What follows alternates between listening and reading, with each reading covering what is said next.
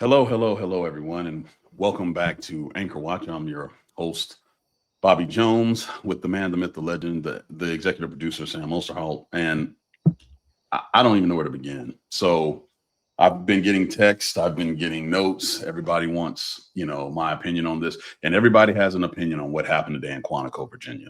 Quantico, Virginia, for those who don't know, is literally the heart of the United States Marine Corps. If you are a Marine Corps officer, that's where you go for your version of what they call TBS, the basic school. It's like advanced boot camp.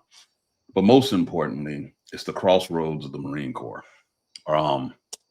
Last week, the Secretary of Defense, or I guess they're saying Secretary of War, even though it has not been officially changed by Congress, Secretary of Defense said that he's going to have all the generals and admirals and senior enlisted of the United States military to converge in one spot. This is unprecedented. And when I say unprecedented, I mean it's never been done before in the 250-year history of the American military. And Sam, what was spoken and said and talked about today, I was partly shocked. I was very angry. And then something hit me where I realized, oh my God, this is what imposter syndrome looks like to the nth degree. Before I get into it, what were your initial thoughts as someone who, basically civilian, hadn't been in the military? Because I got some detailed thoughts here. Yeah. So my first thought was, I got to talk to Bobby Jones about what just happened, because is it as crazy as I'm thinking it is? But I think there's also this space where, military or non-military, if you enter a room where you're surrounded by 200 plus people who have dedicated their lives to an expertise, to a specialty that you have not dedicated your life to, you don't do what Hegseth did. It just felt patronizing and degrading and really not honoring any of their expertise. And I want to get your take on this, because it seemed like what he was saying is, this military really sucks, and it's up to me to fix it, right? But the military was represented by these people who have collectively hundreds of years of service. It is mind blowing. So Bobby, tee off. Yeah. So let's. It's one thing, even if he thought the military sucked and he's here to fix it and he's trying to impose standards. Let me be very clear, brother, you ain't the one to impose those standards. Mr. DUI, Mr. Wife Beater, Mr. Adulterer, Mr. Signalgate, Mr. Run Military Nonprofits into the ground. Who in the absolute hell do you think you are, trying to tell people who literally, on average, have served twice as long almost as you have, with honor, dignity, selflessness, all the things you aren't? You're not the messenger. So let's go and start breaking down this speech, because I'm just not having it today. Number one, the style and presentation overall. Let's talk about that. He thought he was freaking Winifred Scott in the movie George Patton, in the Patton movie, with the big flag and walking up there, blah, blah, blah. Difference between Patton. Yeah, same setup. Difference between Patton and you, he actually knew what the hell he was doing for the most part in World War II. And one of the reasons he was so effective in World War II, he had an all-black tank division called the Black Panthers that burned through Germany like a hot knife through the border. According to you, Hegseth, those guys shouldn't have been there. They were only there because they were black in 1944. They set a goddamn record for armor warfare in the damn heat of World War II. And only thing that Patton said is like, hey, as long as you can keep up with me, you can roll with me any day. But according to you, they were DEI. You made a point to say that the wokeness in the military started in 1947, 1948, when coincidentally, the military desegregated itself. See, that's when I was like, we're done with this speech. But I'm going to listen to you rant and rave because you are ignorant to history. The only DEI hire in that room was Hegseth. He's a failed 404, a failed major that failed to get his Ranger tab as an infantryman, who failed to get goddamn company command as an 04. He's the failure. And he's got the nerve and audacity, with all the personal flaws that I just mentioned, to tell people who obviously were better than him at the damn profession of warfare that they're not good enough, or what they have been doing their entire goddamn career while he was sitting there running around chasing girls in high school. We're doing the damn thing. He's got the nerve to sit there and say they're not the standard. Whatever. So his presentation, trying to act like he's George Patton, he you know what he reminded me of? He reminded me of the team captain of a football team that was elected team captain because he was senior, but no one respects him. So he gets up there and makes a speech. And you're looking at him like, who the hell is this jock talking? Yeah. Shut up, move. Let real people step to the forefront. But here's the thing. He thought he gave the speech of his life. I thought I was watching a very bad high school play. I was waiting for the musical. I was like, where's the music? Because he kept using lethality and this, that, and the other, and saying these words that sounded like it had clout. I got friends all over the world who texted me that was like, what is this clown doing? And here's the thing that was so great. All those flag officers, all those senior enlisted leaders sat there, didn't clap, didn't say a word, didn't cheer, because here's the thing. They have been trained, just like I was, not to be a political prop. And the thing about this whole MAGA thing that's going on right now, you've got to have the energy of hate for it to work. If not, it looks awkward as hell. So here you got people who you literally told them the only reason you got promoted was because of your skin color or your gender, and you expect them to clap for you. You expect them to show some energy. They were like, I'm here because I was ordered to. That's it. And it was very, very obvious. The man promoted his own book in a speech that was supposed to be about the armed forces. Oh my God. He literally referenced his own book. I was like, is he serious? That was almost egregious as the overuse of religious symbology. Like he was some damn crusader riling up the troops to go into goddamn Jerusalem. I'm like, what am I looking at? And so when he saw in his delivery that these things weren't hitting, he tried to use policy to try to at least wake the crowd up. And they just sat there looking at him.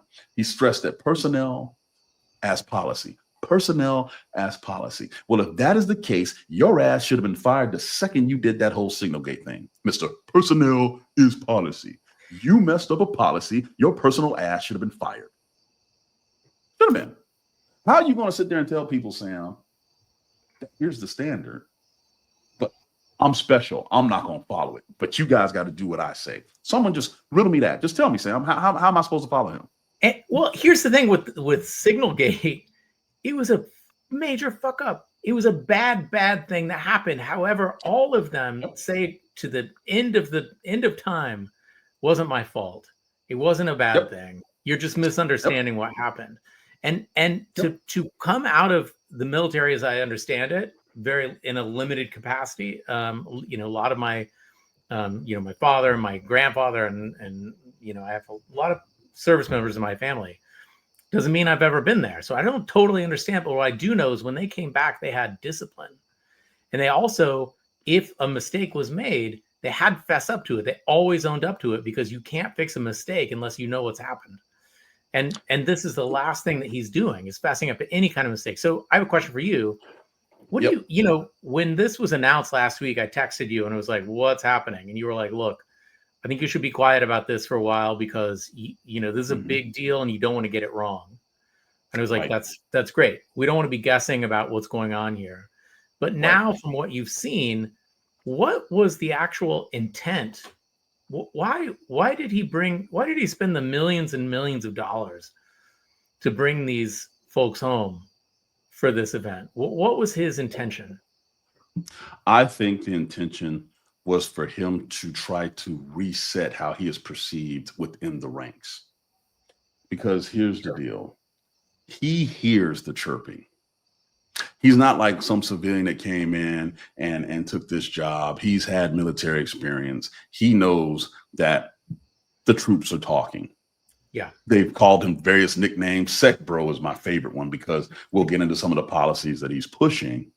But make no mistake, he recognizes that he has a leadership crisis of him on his hands. So he decides to drop these 10 personnel memos to sit there and say the war fighter is back. If it was a drinking game with the word war fighter, I would have been drunk halfway through this thing. Okay, no question. Because apparently that is the antiseptic that will make us forget that you look like a clown when you had the signal gate thing and refused to take accountability. You talk about Admiral Stockdale. The reason people revere him because accountability as a prisoner of war. These are the things that it's like in his own speech, he contradicts himself. And what's amazing to me is he thinks that the people listening don't know the history that he's referencing. I'm sorry, dude, political science major out of Annapolis. Only thing I really liked studying there was the history. You're wrong. You're wrong. You're wrong. Accountability matters. You've never taken accountability. Heck, your own mother didn't want you to have this job and had to recant under political pressure because she said basically you lack the integrity to lead. That is coming from the woman that gave you life. And you got the nerve to sit there and tell 4 stars, 3 stars, 2 stars, 1 stars, and E9s that, hey, I know what leadership really looks like. I know what the warrior ethos is. So what does he do? He throws all these physical dang things out, these physical changes, and don't get me wrong. I agree with him on fitness. However, not everybody has to be goddamn Rambo to do the job that they are assigned. So he did this blanket thing for MOSs, right? Yep. And the NCO Corps as well. You're absolutely right, David. I mean, this is what we are watching in real time is someone who is trying to divert attention from his lack of leadership, his failures. Let me be very clear. His failures of leadership to the point where he didn't even get a chief of staff. People who were working for him directly under him left. And now trying to we're going to be warriors. The one thing he did not talk about in the entire 47 minutes that he was speaking, right? Talked about physical standards. He talked about this. He did not mention one thing about intellectual development, the mindset, the processing power, the critical thinking of the warfighter. He can sit there and say all he wants. We won World War II. We won Desert Storm because of the critical thinking ability of officers who learned their lessons from Vietnam. That is why we won. That is why Desert Storm was so very precise. And because of what just happened in Afghanistan and Iraq, I guarantee you the next time we really do a campaign, the ones that were junior officers like me that become the flag officers for the next conflict, they will remember those lessons learned too. Critical thinking, the retention of the lessons, and then building upon it is just as important as the physical aspect of this damn thing. Last I checked, no bench press and pull-ups are going to help you respond to a critical nuclear reactor on an aircraft carrier, on a submarine. Didn't talk about that though, did you? Why? Because it's above your pay grade. When I say pay grade, I mean intellectually. He can't even conceive of those things. And that's another thing that really rubbed me the wrong way as a Navy guy. This was an Army speech. Right. Talk about that. Go into everything that he referenced, everything that he knew, everything that he thought would connect with the troops was all Army references. All Army. So if you're a Marine, and heaven help you if you're Air Force, and you better goddamn believe if you're a sailor, you're looking at him like this. Why are we here? Why are we here? And only to have Trump follow up later and talk about we need to bring back battleships. There's a reason we don't have them right now. There's a reason. But because these things require critical thinking, the ability to prognosticate into the future. When you need that, his response is, hey, go do 100 push-ups. Go run a mile. That's great. That's great. But I'm telling you right now, when you have to calculate things, intercepts and all these other kind of things that you have to be able to mentally develop, when you have to change your tactics because of a new weapon that's been introduced that you were not aware of, ain't no push-ups and sit-ups going to help you, bro. It's a balance. Look, this is so in line with the rest of the government right now. This is the hollowing out of any intellectual curiosity or rigor. Yes. At all stages. And yes. And RFK Jr. is always the poster boy for idiocy, right? Yes. But it doesn't stop there. And the problem, you see it with RFK Jr. obviously, but now you see it really dramatically with Hegseth, is that when you lose expertise, you lose your edge. You're exactly right, Bobby. And I didn't even think about it this way. This whole idea of lethality isn't about Mhm. pull-ups. No, no. It has nothing to do with that. Warfare, And right? history. Warfare in the 21st century is so much more complex than it was in the 20th. It is so much layers, so many more layers to it that you as an officer, especially as a senior officer and then a flag officer, you have to have the ability to synthesize many different inputs across many different spectrums in a relatively short amount of time. That is hard. And let me tell you something. If your mind is stuck, you going over there, man, let me go to the pull-up bar and let me think about this. That ain't it. He has canceled the travel and the attendance of senior military officials to the usual think tanks where we get to talk to our allies, where we get to develop new courses of action, where we get to think through our strategy. So if and when, unfortunately, we have to do those things, the best and most brilliant minds in the military sphere have seen it. But this whole, and I've been saying this, there's a war on intellectualism in this administration, and it is having far reaching effects from, like you mentioned, RFK Jr. telling career elite medical scientists to get out, to Hegseth sitting there telling senior military officers, don't continue to develop yourself mentally and psychologically, because, hey, you need to just look the part because looking tough matters. To Linda McMahon dismantling the Department of Education for K through 12 and going into college. There is a proactive war on intellectualism, which will have us lose the actual kinetic war that these guys think standing up and looking cool is going to actually stop. I just don't understand it. I don't understand it. And this is the first time. Let me just be very clear about this before I let you say something, Sam. This is the first time in American history where we've had leadership tell their war fighters, the generals, stop thinking. Stop thinking. If we would have did that in World War II, we'd lose. You lose. Oh, yeah. The military superiority that we enjoy now, we lose. We won't have it. We don't have it. It's a consistent game of adjustments and readjustments. And I just don't understand for the life of me. Not one of these documents is talking about intellectual development that he dropped today. No. But I can tell you the other thing is done.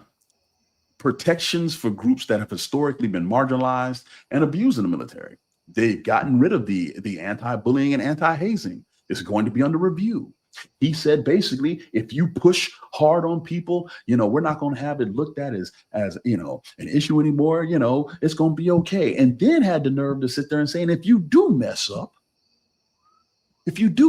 we're going to expunge your record. This is what he hoped had happened for him when he messed up multiple times. So now you're telling us your actions may not matter because, hey, everybody makes a mistake. I have a feeling the ones that have those mistakes waived will look like you and not like me. That's what I think, based on the policies he's pushing. Well, based on his own experience, this dude's a major fuck up. Like you said, his mom wrote a letter against him. He's a drunk. He's failed upward his entire life, and how he is. His whole life is expunged. And just by default, you overlook this guy's, not you, not me, but we've overlooked this guy's shortcomings for a very long time. And back to the hollowing out of expertise, the tip of the spear in American might is diplomacy, right? This is where we end wars before they ever happen. And that's been hollowed out too. Yep. And where do diplomats begin? Well, they begin in American schools. Yep. Right. And so in that sense, our education system, our diplomatic corps, our military are all part of American national defense. It is mind-boggling because Hegseth reached into he uses tentacles to reach into many spheres of America, and people are just thinking it's military. For example, the blatant disregard for women in his speech. Oh my goodness gracious. The fact that he did his best to try to sugarcoat the fact that he basically said in the book that he promoted in the speech, he don't want women in the military. He doesn't. He doesn't. Well, this goes in line to the war on intellect because it's the girls, the women who are doing better in school. It's the women who are taking advanced degrees, especially in engineering. And they're the ones that are working on some of these complex systems. So, okay, go replace them, Pete. If you can, you can't. You need their intellectual prowess. Yes, they may be physically weaker because of nature. Who cares? I need someone to operate this reactor. I need someone to fly this plane. There are just so many other aspects of this that he is not thinking about because he's thinking about image. He wants a John Wayne movie in 2025. Yes. All white, all Christian, all looking tough, and this and the other. That was never the case. It was a fallacy back then, and it's a fallacy now. I mean, look, this, this is kind of a stretch, but like, think about this. Back in COVID, everyone starts working from home, right? And some of the biggest companies out there realized that they didn't have to just recruit from their small town or their city. They could now find the best talent in the entire world because people could work remote. Right. That's the strength of diversity. And to ignore this idea that diversity makes you strong because a diverse set of ideas covers your blind spots, right? Yep. If people come with different experiences, they have different ideas, and the best rise to the top. And for a guy like this guy, Hegseth, to just think white ideas, white male ideas, those are the best ideas. If you have diversity, it's because you failed. Right. It's the weirdest, like it doesn't bear just the slightest bit of scrutiny, but obviously it doesn't. He's an idiot. I got out in 2023, the end of 2023.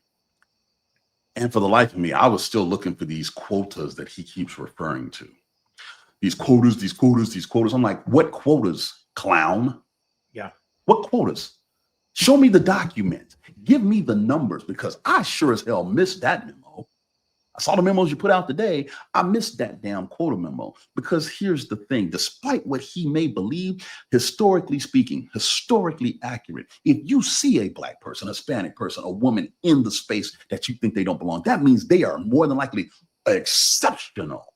They are way beyond the goddamn standard that you sit there and want to hold up. Yes. Because you know what? The guy that you fired, CQ Brown, was way above every other goddamn fighter that was in the Air Force. It's not even close. And for you to also sit there and call back chairmen of Joint Chiefs of Staff, Pat Shaskavili and freaking Milley, because you didn't like them, because they actually listened to the people they led. That is the height of arrogance. You were a crappy goddamn platoon leader, which is why you weren't a company leader, and you're an even crappier Secretary of Defense. You're terrible. You're terrible. And that is why, if you go online right now on social media, out of all the comments, you'll get 1 out of 5 that agree with what you said today. You know who the other 4 out of 5 are? Mostly veterans who you have no idea what the hell you're talking about. Yep. No idea. Because in his mind, we're fighting the war 80 years ago and doing absolutely jack shit to prepare for the war moving forward. The generals can't be bought. And that's the other thing. You're absolutely right. The generals can't be bought. Go on the cable news networks tonight, because each one of them got a general or an admiral on there talking about it. And I haven't seen one that agree with what Hegseth said. Now, let's pivot real quick to Mr. Trump. And the reason he's in the back burner is because, my God, number one, I don't know about y'all, but his energy level, his demeanor. Should we play a clip? Yes, just play a clip real quick. Just show this. Quick But these service members are following in a great and storied military tradition, from protecting frontier communities to chasing outlaws and bandits in the Wild West. And our history is filled with military heroes who took on all enemies, foreign and domestic. You know that phrase very well. That's what the oath says, foreign and domestic. Well, we also have domestic. George Washington, Abraham Lincoln, Grover Cleveland, George Bush, and others all used the armed forces to keep domestic order and peace. Many of our leaders used the military to keep peace. Now they like to say, oh, you're not allowed to use the military. And you know what the people say? The people in those cities where they're being raped and shot and beat up, you know what they say? We love the military. You ever see where they interview the people on the street? I've never seen somebody say they don't, unless they're radical and paid off, because a lot of these insurrectionists are paid by, whether it's Soros or other people. I just want to say one thing, and then Yeah, go ahead. I want to hear your input on this, because if I just couldn't stop thinking about the seriousness of the men and women in that room having to sit through this, and also not just having to sit through this, but being called away last minute from where they're stationed, away from their people, away from their plans, away from their mission, to sit through this shit. What were they thinking? What was going on in their I mind? know what I'd be thinking as someone who was I was an admiral's aide. So I carrying the briefcase, wearing the loops, all Wow. that kind of stuff. I'm gonna tell you right now, most admirals and generals would have been like, you could have sent a video for this. If I flew in from Japan, Diego Garcia, freaking Bahrain, and I'm just like, you're kidding me, right? This is the amount of transit time, the amount of making sure things are in order, the connectivity to maintain. And by the way, they shut down the entire base at Quantico. That is a significant thing for this to happen. And mind you, let me also remind people, they had these guys travel here the day before a potential government shutdown. So they still got to get back before midnight tonight. You know, they're not going to be stuck. They'll be able to continue their transit. However, the repercussions of the people they lead, the repercussions of things like the exchange, there are ripple effects to government shutdowns, people. Okay. So you recall all these leaders from the field, from the fleet, from wherever, to pass this along, and for them to see Hegseth lecture them. That is you have the ultimate DEI hire lecture people that are better than him and had them travel thousands of miles to do it. Yeah, and the retired generals, man, let me tell you something.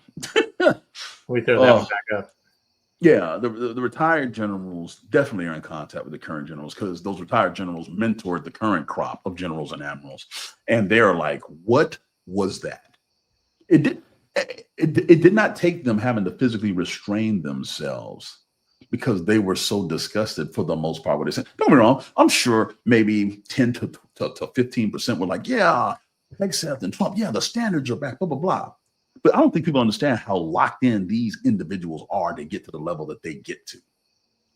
They are concentrating on the mission, the mission, the mission. They don't have time to be political props, because guess what? They're dealing with maybe a dictator in their region. They're dealing with making sure their people have all the supplies they need to do the mission. They're trying to deter aggression before we actually get sucked into something else. Heavy duty things. And to be a political prop, forced to be a political prop, unprecedented. We didn't do it in World War I, World War II, the Civil War. We didn't do it in Vietnam. We didn't do it in Desert Storm. We didn't do it in Iraq. We didn't do it in Afghanistan. We've never done this before in the 250 years of professional service since Congress raised an army, and then in October raised the Navy. It's unbelievable. It's unbelievable. And here's the last piece that I'll say about just the sheer the audacity of this. Make no mistake, you had pretty much any military member that wasn't on watch, on duty, probably watching that speech. And Hegseth was saying the stuff that he was saying. That was the vice of saying, hey, if you're a person of color, you probably shouldn't be where you are. If you are a woman, you probably shouldn't be where you are. You're sitting there in your uniform. And I'm going to tell you, someone who's taken it off, I'm thinking about the absolute hell I went through to get to where I got. The separation of family. Heck, some of them saying you're a fool for going. I remember one of my family members telling me straight up, why would you join the white man's Navy? They don't give a damn about you. You know what? Based on what Hegseth says, how can I argue that? Right? How can I argue that? And so there are people who watch that speech in real time who are the antithesis of everything that he said, him and Trump. And they have to be asking themselves, why am I here? And then for Trump to sit there and tell the military to be ready to march on those citizens that you have left to protect. in city streets in America with the most low energy I've ever seen him speak with is telling. This is a larger plan. They wanted the top brass to hear that from him. And I think they're going to be surprised if they continue to push forward with this. I believe some of these guys are going to stand up against it, like, nope, we're not deploying against American citizens. Well, so this was my question. So many of us can sit back and armchair quarterback the fall of our democracy and say, well, this is just exactly what a fascist does. And this is this is autocracy. And we may be textually right, intellectually right. All of the data is here, but we've never none of us have lived through our state falling into fascism, right? But men and women of our armed services have lived through war, and they understand. Like when he says there's a war in Portland, they're like, what the fuck are you talking about? We know what that looks like. So what are they in those terms? It must be a terrifying thing to be a leader in our military at this moment, because they have to be thinking, what am I going to get asked to do? And how am I going to be able to say no? Well, again, part of this was to try to desensitize the top brass of the military for the military being used for local law enforcement activities. And that is a authoritarian playbook because it bypasses all the levels of the people who know their community best. Mm-hmm. The Portland mayor was looking around like, why are they coming here? Pam Bondi here recently put out, hey, the operation in Memphis has started. They made 9 arrests, 9 arrests and confiscated 2 weapons. I'm like, the amount of millions of dollars from the same party, and I'm going party with this, that is about to watch the government shut down. And I am not, trust me, I'm not some dyed in the wool liberal, all this other kind of stuff. But here's the thing. You have the White House. You have both chambers of Congress. You have the Supreme Court. You have the majority of federal judges. You have the majority of state houses. This government shutdown that's coming is going to be on the Republicans. However, they found $158 billion to give to ICE, while the VA seems to be underfunded. Okay. While mental health things for the VA, mental health programs are underfunded and understaffed. So show me your time, show me your budget, and I will show you your priorities. Absolutely. Where are we spending our time? We have in the National Guard police American streets. Look at the budget. They are working with ICE that now has a budget larger than the United States Marine Corps. Look at your time. You had generals and admirals fly, in some cases, 20 hours to Quantico, Virginia. Look at your budget. It's costing millions of dollars for it to happen. So again, when you want to know where politicians stand, where society stands, time, budget, effort. That is it. And I'm seeing one thing and one thing only. I'm seeing effort putting into restricting American citizens from using their God-given constitutional rights. And I'm seeing a neglect of the same people that you say you love so much in the military. I'm seeing how you treat them on the back end with the VA being underfunded and understaffed, and you going after homeless vets in DC, locking them up and throwing them away, and we don't know where the hell they are. That is what I'm seeing. You know how many unhoused vets or vets with PTSD or the sort of ensuing substance abuse problems and real issues you could help with $158 billion.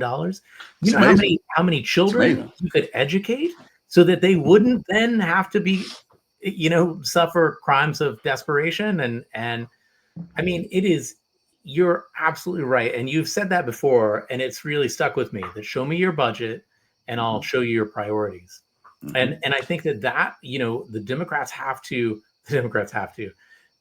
aren't listening to anything that anybody says, but somebody's got to say, the Democrats are failing. All of us who has to say our priorities need to be different. Yes. The Democrats are failing an open book test. the biggest open book test in the history of American politics, Yes. in my Yes. humble opinion. But I'm not in charge of the Democratic National Committee, because if I was, a lot of things would be different. But I digress. Here's the deal. People are asking in the chat, what can we do? What can we do? Again, I have been saying it. If you have not gone to a local board meeting of any sort in your community in the last month, you're wrong. You're wrong. They have to publish when they are, this and the other. It is a different animal when they're passing stuff and they know no one's watching than when they try to pass stuff and they know you're asking questions. But that means we as a collective America, we have to stop being selfish. Because right now, people are upset because now some of these things are personally affecting you. Well, newsflash, they were affecting other people before it affected you. You know, the saying of, you know, when they came for these people, I said nothing, thinking that it wasn't going to happen to me. Those things are real. That is history trying to tell us, stop assuming that it's not going to affect you. And I got to be honest, I don't know if we have the most selfish generation of Americans in history, or we are just so apathetic at the process, or maybe it's a little bit of both. But damn it, we are losing this country because you have a Congress. Specifically, when historians break this down 100 years from now, we're long gone. They're gonna be like, the American Congress completely failed in its duty to check executive power. And the reason Congress failed is because the people that they represent in that body didn't put their feet to the fire and said, all of you clowns will be out here in the next year. They don't feel that. There's been poll after poll saying, I hate Congress, but your representative is great. Yes, boycott every day. I know there's another No Kings rally that's going to be held. My organization, Veterans for Responsible Leadership, we're helping out with that, and it's going to be bigger than the last one. And here's the thing, people, get your ass out there, because there's nothing more American than having the right to protest peacefully with something you don't agree with, and that is the key. Peacefully protest. Peacefully make it known that this is unacceptable. The people that were in that building with Trump, the generals and the admirals, they legally cannot voice their displeasure with what they heard. So people like me who wore the uniform were speaking up. If you look at pretty much every veterans organization that's out there, we've all released statements saying this is ridiculous, because it's a slap in the face to so many people who decided to put on the nation's cloth and serve it, even if the nation didn't truly serve them at some point. And that is the most American thing ever. So I'm asking you, I'm begging you, I'm hoping that you as citizens, you sit there and talk about these people are heroes. No, citizens, you're heroes. When you act, you are a hero. You are proactively making this process, this experiment work. But if we don't, after hearing what I just heard, this man tell the American military, to the leadership of the military, be prepared to march down the streets of America, and any of the protections that we may have for bad behavior, for things that are out of line, we're not going to even look at it. We're going to give you a mulligan if you commit a war crime. I don't know. It almost short circuits my mind. And I'm sure you guys will see people on cable news who are much more polished than I am in expressing themselves about this. But I can't. This is beyond the pale. It is. There's this question, Bobby Lee. I want to read a couple of comments too, but let's do that. This is interesting. In the Russell Vought stuff is a whole constellation of questions, but I'm really compelled by, how do you think this directive will impact discipline overall if the command is to disregard rules of warfare? Yeah. Like, how are soldiers thinking about this right now? Well, so what people need to understand, and I was in when all this stuff started to pop off, the discipline within the ranks, the anti-hazing policies, the anti-bullying policies. Hegseth made it sound like it was the military going soft. No, we had service members die over hazing bullshit. They died. And I remember it. He should too, because he was in when it happened. Rangers, SEALs, all these things that happened that cost kids who wanted to serve their country and trusted their leadership to make sure they were taken care of were killed. Okay. I mean, you can, there's so many goddamn traditions. The one that jumps out the most is the pinning of your jump wings in the Army, where they pound it into your chest, your actual chest, stupid stuff like that. Right. He believes that makes you tough. He believes that's good order and discipline. Let me tell you something. If you got to do that to bond with somebody, then you as an individual are probably mentally jacked up in the head. Yeah. You know what I'm saying? If you got to sit there and do stupid stuff that puts you needlessly in danger when the job that you already have is already dangerous enough, something's wrong with you. See, the thing about the military is no matter what your MOS, no matter what your job, no matter what your warfare area is, it's inherently dangerous. For the most part, the combat arms is inherently dangerous. Every time a ship leaves port, they expose themselves to God knows what, to include the elements, right? Someone can fall overboard and you will never see them again. It happens a couple of times a year and it's tragic just for being on the ship, let alone the Army guys out in the field dealing with what they deal with, right? And so for us to ramp up the danger because of some of these ridiculous traditions, you evolve. That is this goes back to my original point of being able to critically think. You evolve and you do better, right? But these guys hold on to these post-World War II mindset of what an alpha is and all this other kind of stuff. And it's usually the ones yelling the most about it who are usually the biggest betas in the group. Hegseth. Hegseth. Oh my God. Well, I would say, it's also like there's this nostalgic sort of vision of, or movie vision of, wars and the sort of, I don't know, I love Band of Brothers, but but the tough guy who's the drill sergeant who's just pounding out, busting skulls, and all this kind of thing, and it feels a little dreamlike, a little like the MAGA itself, right? There's in my having interviewed a ton of veterans and also all of my male relatives having served, the one thing that seems to define them is cohesion. Like they will do anything for the men with whom they served, right? Those are their brothers. Those are actually their brothers. And I can't imagine anything more destabilizing than one of them dying because of a fucking prank. And historically that has happened, and then his units fell apart. It's interesting. You mentioned something, the nostalgia of looking and feeling tough, right? It's powerful. I'll give you a perfect example. So people don't even connect. The reason college football is so big in the South is because after the Civil War, right? And college football kicked off its first game 4 years later, the South was considered less than. They were dumber. They were the ones that caused the ripple effects of 600,000 people dying. They're stupid. All of these things as they were rebuilding, going through Reconstruction. Don't get me wrong. There was a lot of dastardly stuff was going on in the South. But here's what changed everything. When the University of Alabama went and played in the Rose Bowl in the early 20th century and won, it was the first time something national happened where a Southern entity beat a Northern entity.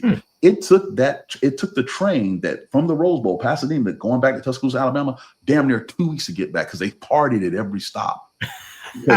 Because you got to remember, you had Civil War veterans who were still alive, who got to see a Southern team beat a Northern team. That's how powerful the need to feel tough was, because that generation after the Civil War, there was no wars for them to fight. So they just kept hearing stories about how their dads were, the great cause and the lost cause and all this other stuff. And it literally fit into the psyche of the South, which is why to this day, growing up in Georgia, football is a big deal. It's the one thing that we believe down here we do better than those up north, right?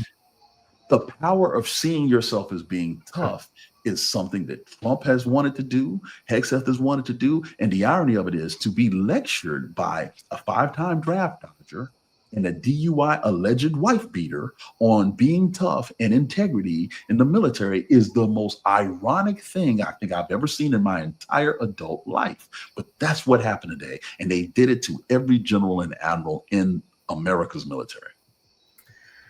Hi. That's an amazing story. I would love to read just a couple of comments. Yeah, sure. The comments, by the way, everyone out there, your comments are on fire. I love it. I can't even see them. David Whitaker has had some really great comments. There's another good one. Yes, they were. People are talking about draft dodgers, and we know who they're talking about. They want to deploy. Oh, Patrick, you've been great in the chat too. They want to deploy troops to U.S. cities with no rules of engagement, nothing. Exactly. No training. Another piece of this. No training whatsoever. And David, to your point, the World War II generation, they were so unassuming that, heck, man, how many families found out what their father or brother did after they passed away, and they were like, he did what? Yeah. No clue. Thousands of stories like that because they did their job and came back. And to be honest with you, nothing's really changed in the military mindset. That's what you do. You do your job. You go over there. I will agree with one thing that Hegseth said. You do go over to fight what's in front of you to protect what's behind you. The only sentence he said that I agreed with, right? That is a universal theme.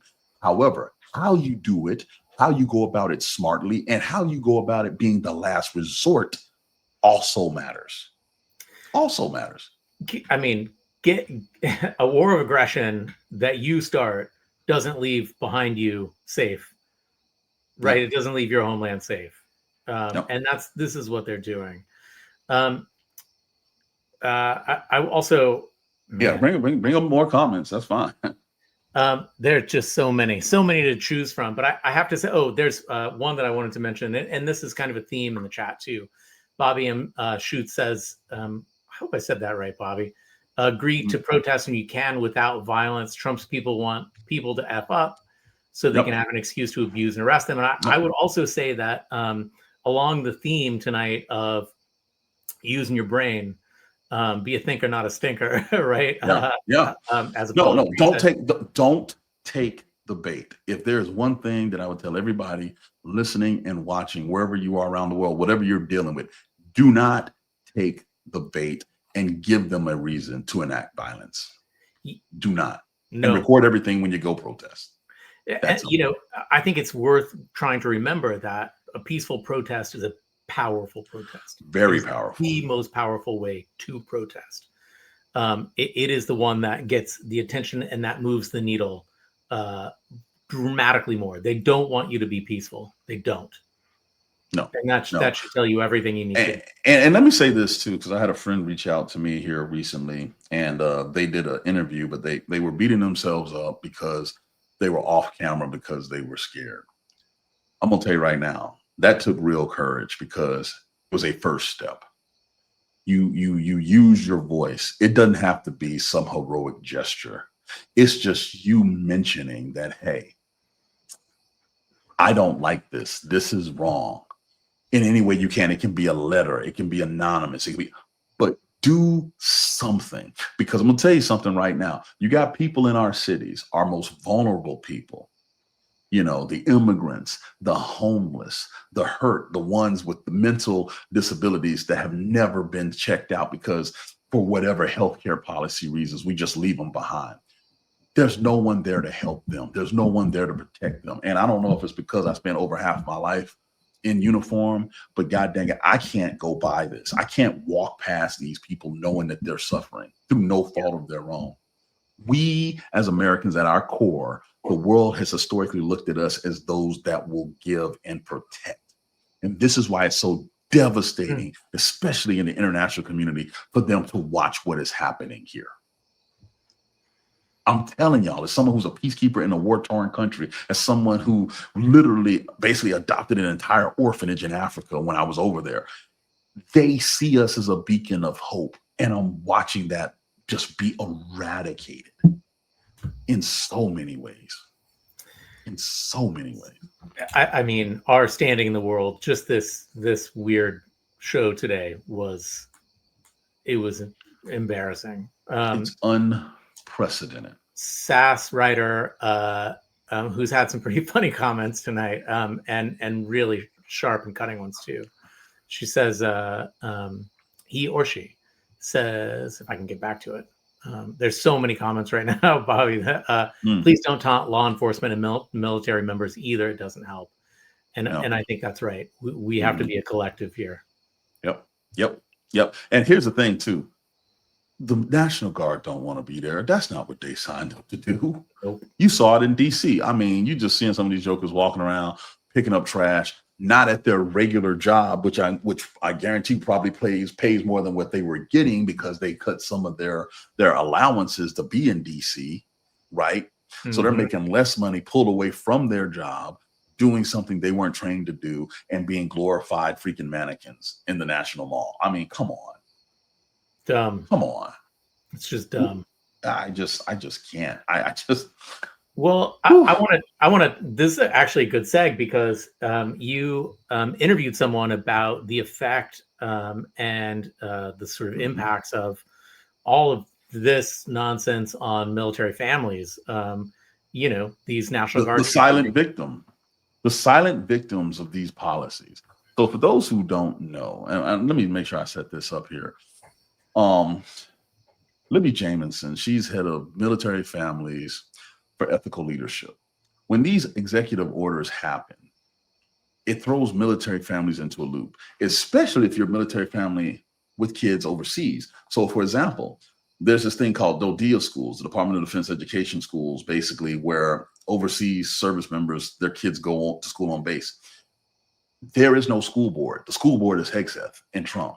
So they have banned over 600 books. They have killed all the Heritage Month celebrations that the kids look forward to.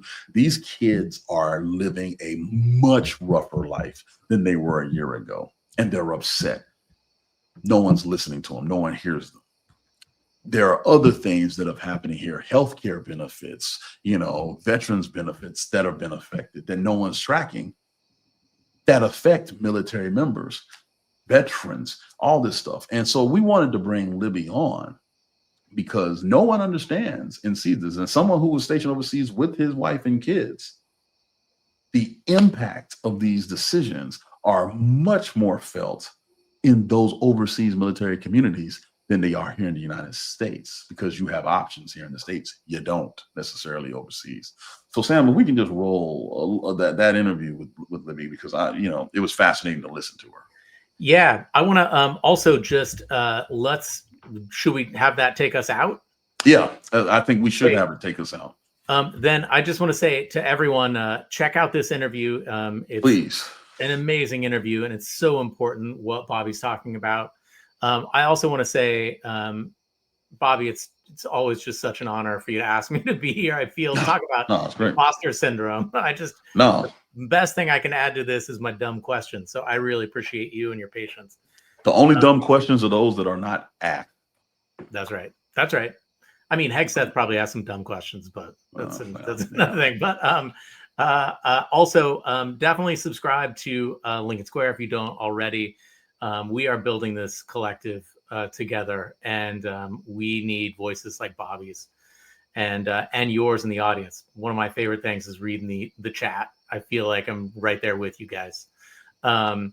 Subscribe to Bobby Jones, Substack, Navshad, and Bobby, you're all over the place, and I'm so glad for that. And I'm glad that we get a little bit of you too. No, but just doing what I can when I can. So I appreciate it. I appreciate everybody watching, man. You guys ask very good questions, and hit me up in Substack if you have specific questions. I'll reach back and answer them. Yeah, do it. We'll run them on the show. All right. Without further ado, here's the interview, and we'll see you guys next week. But watch the interview. Don't leave. Yep. Thanks, Bobby. Welcome back to Anchor Watch with Bobby Jones. I'm very pleased and honored to have on someone who is going to tell you another side of what the administration is doing to our service members. There's a lot of lip service talking about how much we love America's military. We need to get more, blah, blah, blah. But there's words and then there are actions. And I would like to introduce Libby Jamieson. I'm going to let her introduce her organization and why it exists. And then we're going to talk a little bit about what they are seeing as military family members. So, Libby, thank you for coming on board today. Yeah, thank you much. Ugh, off to a good start. Thank you so much for having me and giving me the opportunity to talk about military families for ethical leadership, which is, something that I started with another military spouse back in 2019 when we started to become, more and more concerned about what we were seeing from our leadership and how that was impacting military families. Kind of went dormant for a few years. I actually had the great honor to go and work in the administration on Dr. Biden's joining forces team, supporting military and veteran families, caregivers, and survivors. Worked on the Harris campaign, doing outreach with veterans and military families, and then post November 2024. Revived this effort to ensure that military voices, military family voices, especially, were being heard and encouraged and empowered to speak up. I think as we're going to dive into, it's a really scary time for currently serving families. There is a lot of fear and retaliation. And so, but there's also a lot of impact from what this administration is doing on this community. So, military families for ethical leadership, we exist to, protect democracy and encourage military families to get engaged with some of these broader efforts, but also to hold our leaders accountable in our community, and leaders who maybe are doing work that they don't realize that impacts our community. And all of that is guided by the values that our loved ones in uniform serve to protect. So, freedom from censorship, freedom to be who you are, love who you are, serve as you are. Those are our guiding principles. It's funny that you mentioned those last few items, because it seems like your organization was an organic thing, because it wasn't like you were sitting there saying, hey, let's find a way to rail at the administration or rail at different groups. You just saw these things, these rights being rolled back. That being said, I don't think the average American understands that when an executive order goes from the president to the Department of Defense, it affects the dependents too, the families, and guess what? You have no governor, you have no representative, you have no mayor to push back. Can you describe what it's like to have something affect, say, the schools that your kids go through, DODIA schools, on base, etc., and all of a sudden they come in the next day and their curriculum changes because of an executive order? Yeah, I don't think people understand how uniquely impacted military families are by federal decision makers. Like you said, we don't have mayors. I guess you have like the base command, right? That you can, in theory, go to. But if you've ever dealt with the military in any way, there's so many rules and regulations, and it can be really confusing. And maybe there is a process, but just figuring out the process is like 90% of the battle. Yes. Going through and reading some outdated, manual to figure out what process was put in place, post World War II and hasn't been updated. And so, there is so much federal decision making that impacts military families, from where's my service member going to be stationed? Where are they potentially going to be deployed to be served? What are their pay and benefits? What are their retirement benefits look like? What does support look like through transition? I mean, there's so much in a military family's life that's dictated at the federal level. And to your point, there are not a lot of channels necessarily to address it. So a lot of times we're telling families, yes, call your command structure if it's something at the local level. But a lot of it is reaching out to your members of Congress, trying to navigate the Pentagon, who's the right person, who's got responsibility for this. So it's really confusing. Even when I, again, was fortunate enough to work at the White House and be working on a lot of these issues, again, half the battle was figuring out like who over at the Pentagon is is in charge of this, or maybe it's not even the Pentagon, it's like 4 different agencies. If we're talking about food insecurity, maybe it's USDA and VA and the Pentagon working together. And so that really is half the battle, just figuring out who's in charge of what, and then how to advocate to them in a meaningful way that's going to produce results. And so that's a lot of what we wanted to do. And like you said, this really was organic. We looked around post as we revived this post election last year, and there's some great organizations, Common Defense, Vote Vets, Veterans for Responsible Leadership. There's some really amazing organizations that are rallying veterans, and a lot of times they're inclusive of military families, but there wasn't anyone speaking directly to families saying, this is how this impacts you. Here's how you as a family member can speak up. And there are some different considerations. Veterans are post-service. Maybe they aren't constrained in some of the ways that currently serving families are constrained. And so there is a little bit of a difference in those populations. And that's why we wanted to launch this effort. And it makes total sense. And you're absolutely right. There are differences between being active duty and veterans. As a retired vet, I can say pretty much anything I want, just like any American citizen. But the UCMJ limits and restricts the service member from saying exactly what they think. Now, here's the interesting thing about it. The spouses, the families, the dependents of service members are not limited, but they are, because if a spouse of a service member, active duty, speaks up against, the commander in chief, president, whatever, they may not feel like they're getting held accountable, but their service member will. They will sit there and say, hey, tell your husband or wife or spouse to stop, blah, blah, blah. And then there's the, background consequences. Hey, this person's up for promotion.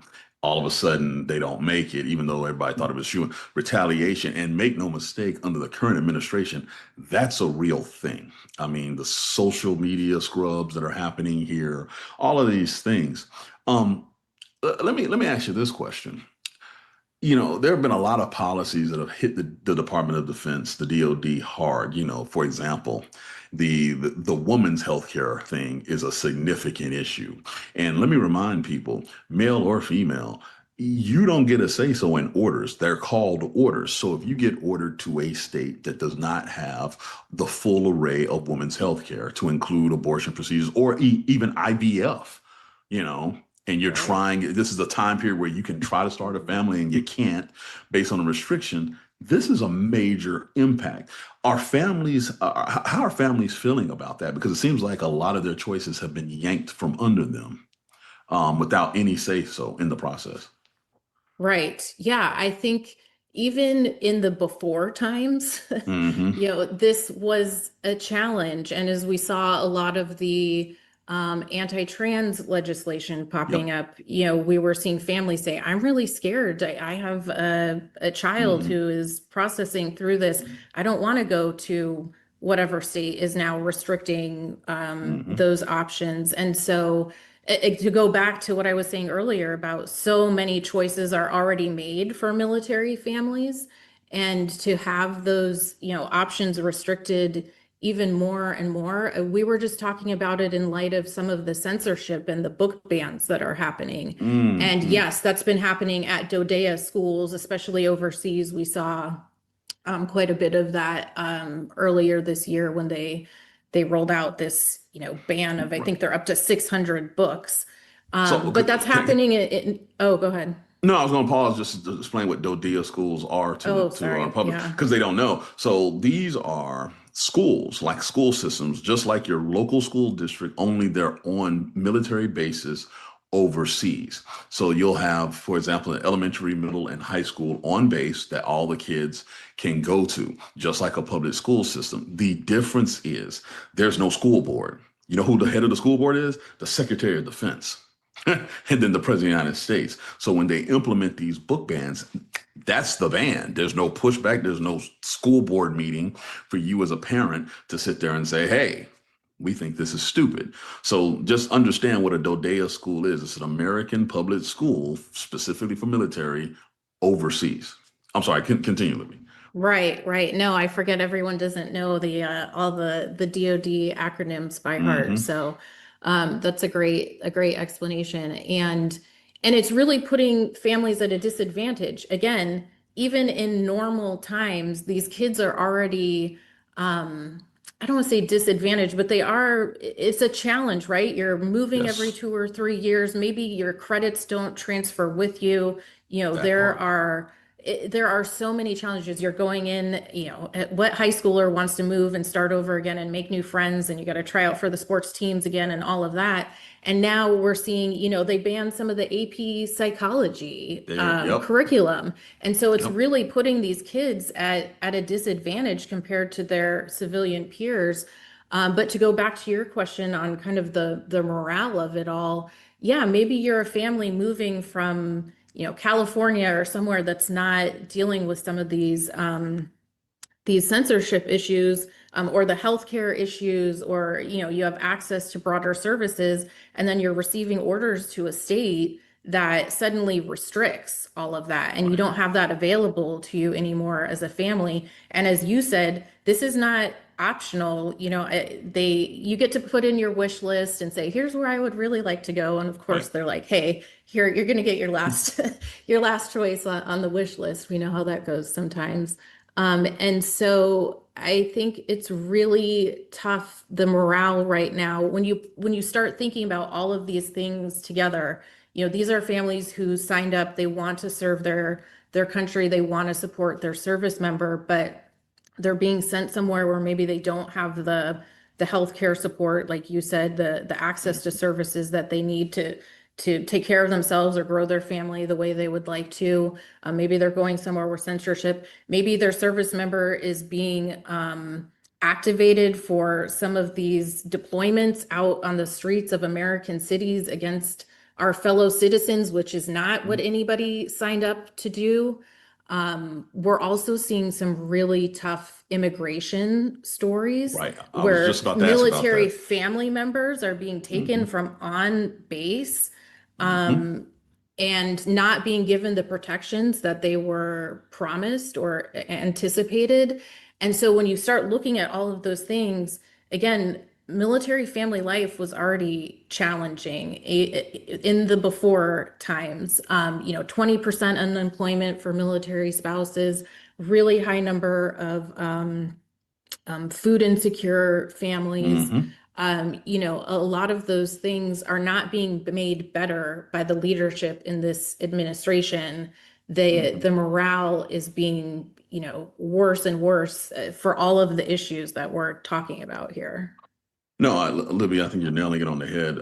The contrast of what's happening, where the Secretary of Defense is calling every general and admiral to Quantico, Virginia, for this meeting, which I think is absolute insanity. And I'm going off on separate videos about that. Meanwhile, like you just said, we still have food insecurity within the ranks, right? We have families who have joined the military to fast track their citizenship, which has been something that's been going on since the global war on terrorism in 2001. And now all of a sudden their family members are being hunted by ICE. Okay. You're giving ICE a budget larger than the United States Marine Corps this year to possibly go after the dependents of servicemen and women. Let that marinate for a second. It's almost like it's bizarro world, right? And here's the thing. The families who sign up for this, like you said, 2 daughters, teenagers, moving every 2 and 3 years, having to reestablish connections. And then the one thing that you think is going to be constant, the education, all of a sudden 600 books are banned. Now, as one who has a daughter that's in college that had to apply, I know that puts them at a disadvantage because of the requirements for AP exams, IB school systems. All of those things limit their potential. And people don't talk about it because they're like, oh, they're just the service member families, blah, blah, blah. Well, our kids have dreams too. Our families have dreams for our children. And the least thing that we can do is to try to make their lives as comfortable as possible. I mean, getting rid of like, heritage months, Native American, Women's Yeah. History, African American. I'm like, what does that serve to do that? But we believe me, if it's white and male, we're going to celebrate it.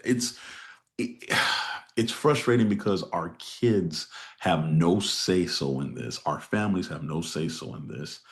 And yet they are the biggest victims of this administration. There's no buffer. Right, right. And it is a very diverse community. I mean, the Yes. military community is so diverse. And I think now we have a leader who wants this image to be, it's like white males in Yep. uniform, Yep. looking cool, and everything is about the photo op to look Yep. cool. Um, and not acknowledging the reality of the force, which is it is very diverse. It mirrors America, but Yep. we are now telling folks and like what impact is this going to have on recruitment and retention from a military family perspective? We all know, what's the saying, recruit the soldier, retain the family. That's And it. so, when we're telling folks like we're kicking out all of these incredible women leaders, Yep. and leaders of color, and hmm now these like bizarre new like all the uniform policies that they just updated, like no more shave waivers, which we all Yep. know who that's targeting. hmm There's just so many little things, and there's it's hard to keep up with it, right? Like the news is just insane Yep. these days. It's like you wake up Yep. every day and you're like, what fresh hell awaits us? But there's so many of these little things that I think are just piling up, piling up. And hmm there was already a recruitment and retention challenge, again in the before times, and they started to right the ship a little. But I just am really scared to see what the impact is. We're kicking out all of these qualified trans members too. There's just so many things that they're doing to chip away at that diverse force that really represents the U.S. And we're going to end up with, I'm scared to think about what we're going to end up with. Yeah, it's scary. The damage that's been done in the first 8 months could last a decade at least to undo, if even possible. And what people need to understand is you can spend literally hundreds of years, such as the American military's case, to build credibility, and it can all go away in one motion, just one act. And we're seeing act after act after act. I mean, perfect example, what's happening with the transgender service members. All of a sudden they look up and they're being booted, they're being kicked out, and they're being kicked out without benefits. I mean, I don't care what your belief system is, there's no one that should be able to sit there and say, hey, we want to kick out these people who serve 14, 15, 16, 17 years and give them absolutely nothing. There's a hint of cruelty that's being added to this. And that's kind of what's blowing my mind. It's not just the policy, it's the inaction, the enacting of it. And it's almost like we are trying to make this as painful as possible for as many people as possible because we believe scaring people and intimidation is the best way to move forward. That's why that Right. meeting with all the generals and admirals are happening, because they want people with stars on their shoulders, reportedly, to sit there and receive this information to make it seem as intimidating as possible. And that's kind of because going back to the Army's 250th anniversary parade, how lackluster it looked. Trump was heated about it. So this is part of the makeup for it, right? He wants that Gestapo authoritarian photo op with the generals and admirals sitting there on every word, because now apparently President Trump is coming to this meeting, even though it was originally Right. called by Hegseth. That should tell you where their priorities are. Meanwhile, back at the ranch, we're using National Guard members to round up homeless people in DC, a lot of which who are veterans. Make it make sense to me. It doesn't. It doesn't. Right. And so Right. that's what we're dealing with. I mean, I'm going to give you the last word because I don't want to take up too much of your time. But Libby, what? I guess my question is there any hope? Is there anything that we can do? How do we endure? Yeah, I think we have to keep fighting. We have to keep speaking up, even when it's scary, even when it's hard. That's a lot of the conversations that I have with military families to say, you know, we know it is a really scary time. Like you said, they're combing through folks' social media. There's no shortage of retaliation. And so we understand, but there are ways that folks can still get involved. Maybe it's not coming on a podcast and speaking out publicly. Maybe it's calling your representatives, making sure they know that you are a military family that's impacted by this. Maybe it's some of the, you know, the allies who are listening to this, calling and expressing concerns about the recruitment and retention and national security implications of all of this, and speaking up for military families as well. So, you know, I think we have to be smart about it. I think we have to keep each other safe, look out for each other. But absolutely, for the folks who do have the platform and the ability to speak up publicly, to keep doing that. And for the families who can maybe do that behind the scenes and make sure that they're being safe about it, that they keep doing that as well, because we certainly can't roll over and just let this happen.